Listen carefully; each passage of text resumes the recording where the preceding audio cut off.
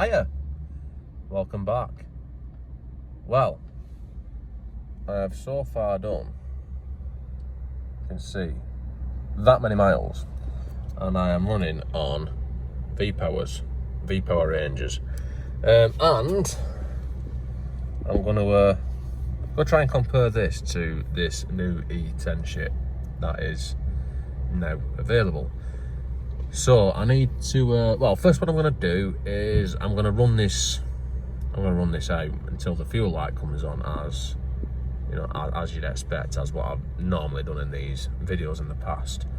Also going to try and get an acceleration comparison and just basically see if it feels any different and MPG is any different, for better or for worse. It's going to be worse on E10.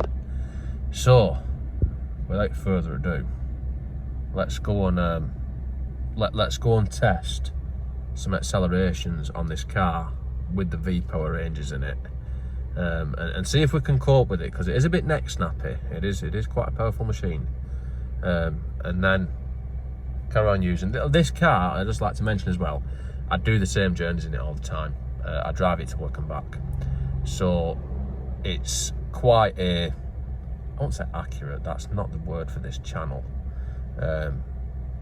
It's, well, it's the same thing each time, so it's, you know, the testing is as good as it can reasonably be in the real world. So anyway, let's go and get a 0 to 60 or some form of acceleration comparison to test the E10 to when we put that shit in. So second gear from 20 miles an hour, V-Power ranges.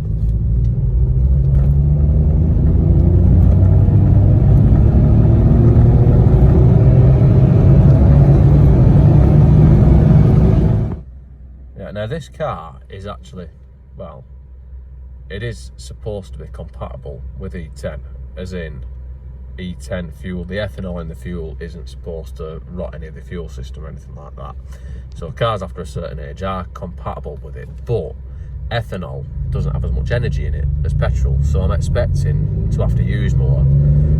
Obviously I'm still on the V-Power now, and you know, it's nice and easy to drive. I can, you know, change gear, and there's a nice fourth gear there, nice wall of power, you know, just pulling really hard, just touching the throttle.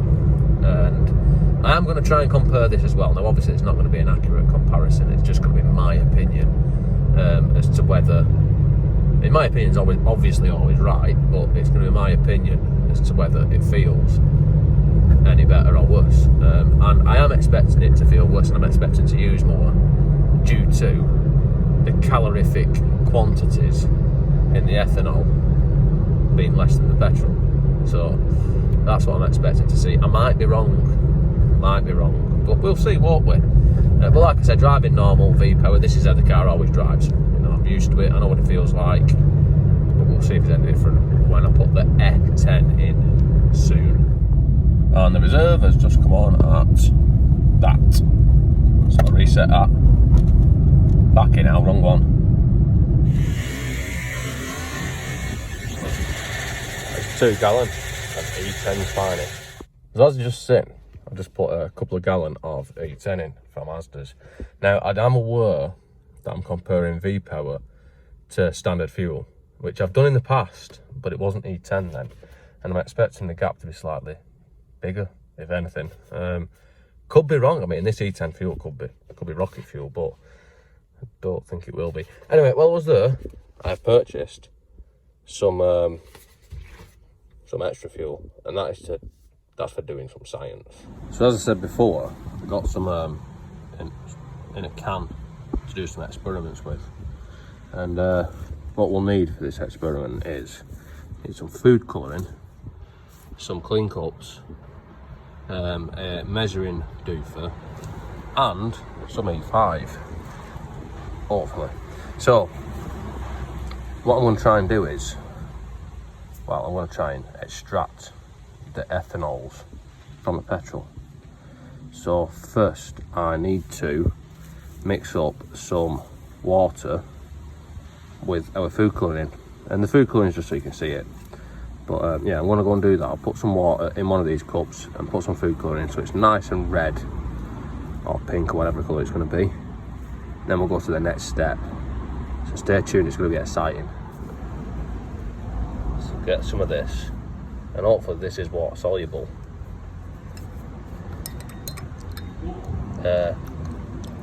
Yeah.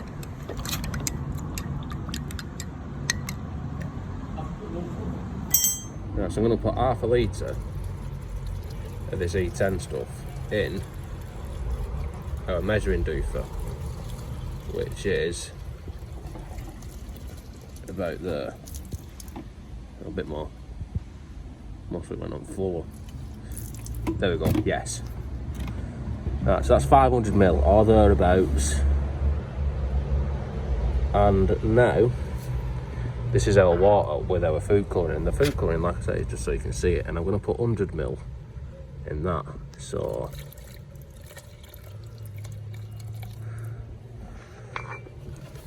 as you see, the water is sort of settling at the bottom. It's settling around 100 ml. Now, this is where it should get a bit interesting. It should get a bit interesting, probably won't. I need to stir this. And the ethanol should be more attracted to the water than it is to the petrol.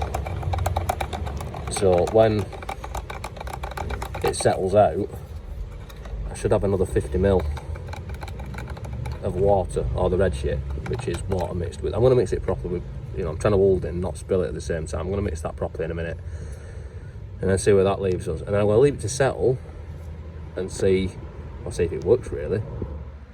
Right, so we added 500 ml of petrol and then 100 ml of water, which has left us on, you can't actually see, but yeah, there we go, 600 ml. And it settled out a lot faster than I thought it would. And this is only a couple of minutes later. I thought I was going to have to leave it a while, but if you see that there, 100, 150. So 50 ml of ethanol, which is what I thought would happen.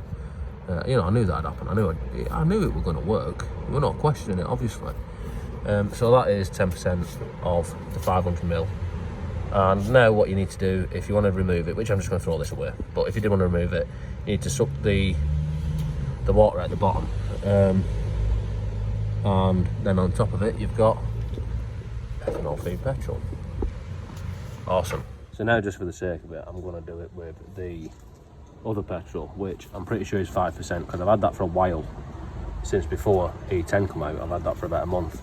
So I'm gonna throw this into here. Same again, 500 ml. Not gonna be able to film it because that's pretty clumsy to pour into there.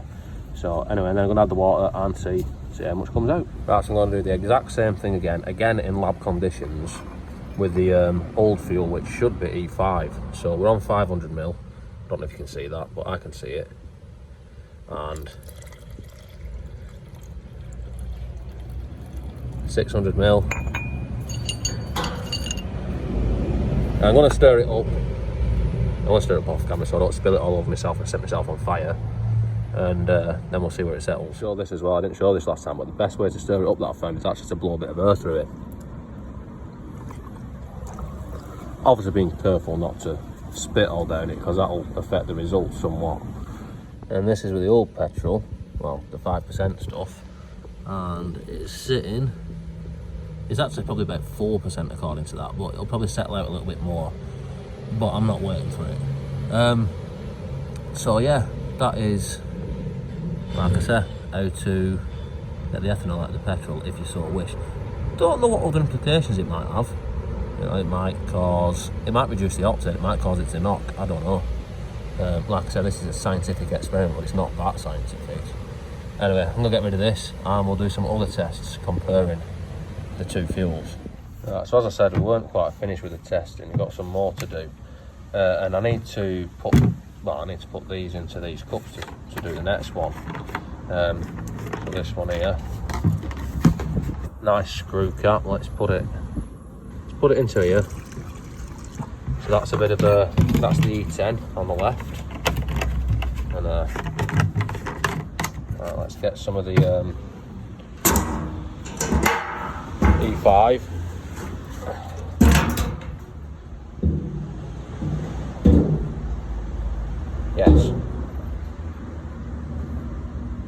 be easy just to move the cup, won't it?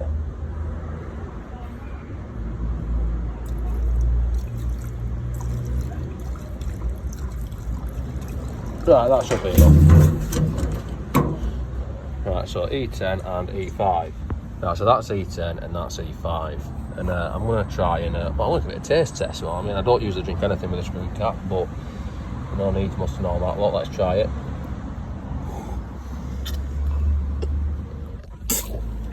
Well, it's definitely quite astringent and zippy. It's quite an angular taste, that one. Let's try the E5 stuff, which you know, it's got the better sort of cap, obviously. Let's try this one.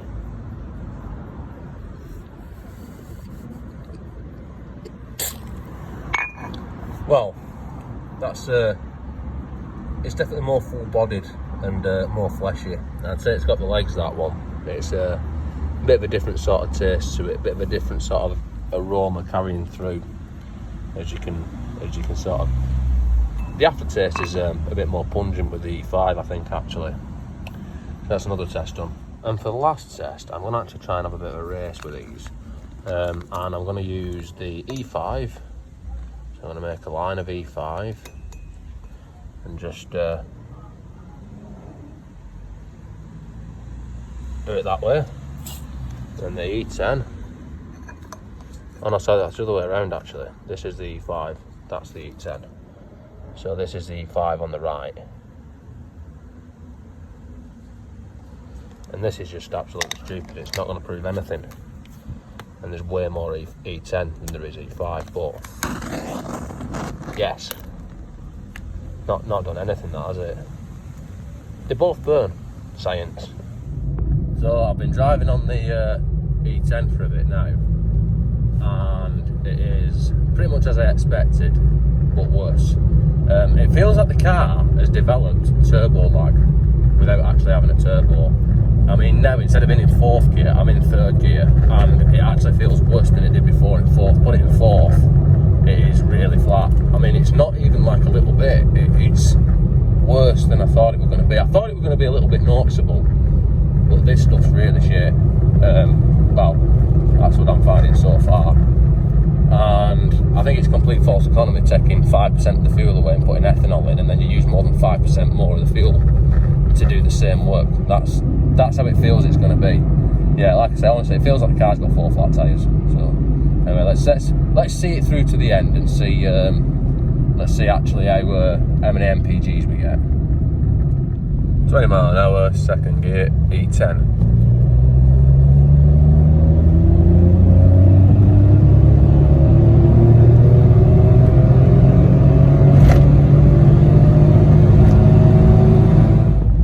And there goes the beeper for the E10.